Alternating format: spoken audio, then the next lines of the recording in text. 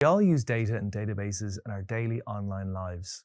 For example, uploading photos to our social media feeds, downloading files at work, and playing games online are all examples of database usage. But what exactly is data, and how does it interact with a database? If you're struggling to answer these questions, don't worry. By the end of this video, you'll be able to describe what a database is at a conceptual level, identify real-world examples of the use of databases, and demonstrate an understanding of how data is organized in a database. So, let's return to the first of our questions. What is data? In basic terms, data is facts and figures about, well, anything. For example, if data were collected on a person, then that data might include their name, age, email, and date of birth. Or the data could be facts and figures related to an online purchase. This could be the order number, description, order quantity and date, and even the customer's email. Data is crucial for individuals as well as organizations. But where is all this data stored? In our digital world, data is no longer stored in manual files. Instead, developers use something called databases. A database is a form of electronic storage in which data is organized systematically. It stores and manipulates data electronically to make it more manageable, efficient, and secure. There are many real-world examples of where databases are used. For example, a bank can use a database to store data for its customers, bank accounts, and transactions. And a hospital uses a database to store patient data, staff data, laboratory data, and much more. At this point, you might be asking yourself, but what does a database actually look like? Well, a database looks like data organized systematically. And this organization typically looks like a spreadsheet or a table. What exactly does the term systematic mean? All data contains elements or features and attributes by which they can be identified. For example, a person can be identified by attributes like their age, height, or hair color, and this data is separated and stored in what's known as entities that represent those elements. As you just learned, an entity is like a table. It contains rows and columns that store data relating to a specific element.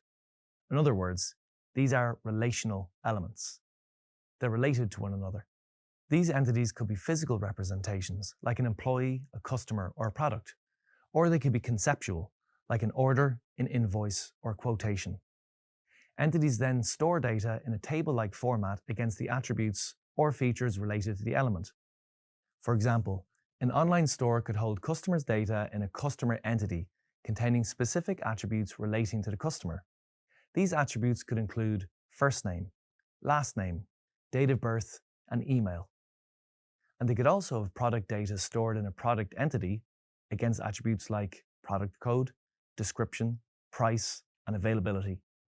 In the relational database world, these entities are known as relations or tables. The attributes become the columns of the table, and each table row represents an instance of that entity. As an example, let's take the entities from the online store example that you just explored. These two examples could be combined into a list of orders the store received from its customers.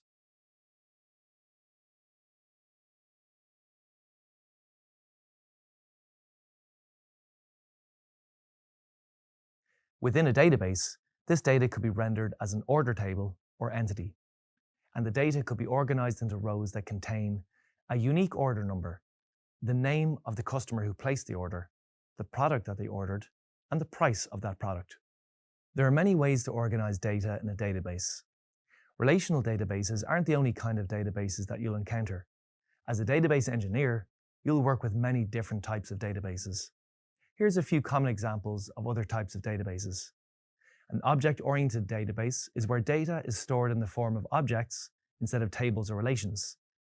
An example of this kind of database could be an online bookstore.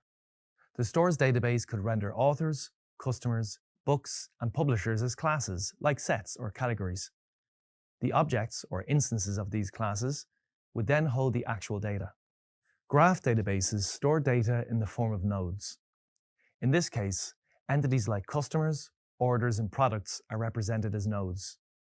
The relationships between them are represented as edges. And finally, there's document databases where data is stored as JSON, or JavaScript Object Notation objects. The data is organized into collections like tables. Within each collection are documents written in JSON that record data. So in this example, customer documents are held in a customer collection, while order and product documents are stored in the order and product collections. But where are the databases themselves stored? A database can be hosted on a dedicated machine within the premises of an organization, or it could be hosted on the cloud. Cloud databases are currently a more popular choice. This is because they allow you to store, manage, and retrieve data through a cloud platform and access data through the internet. And they all provide a lower cost option for data management than other similar options. You should now understand the concept of a database. You should also be able to identify examples of databases and demonstrate how data is organized within a database. Great start. You'll be storing and managing data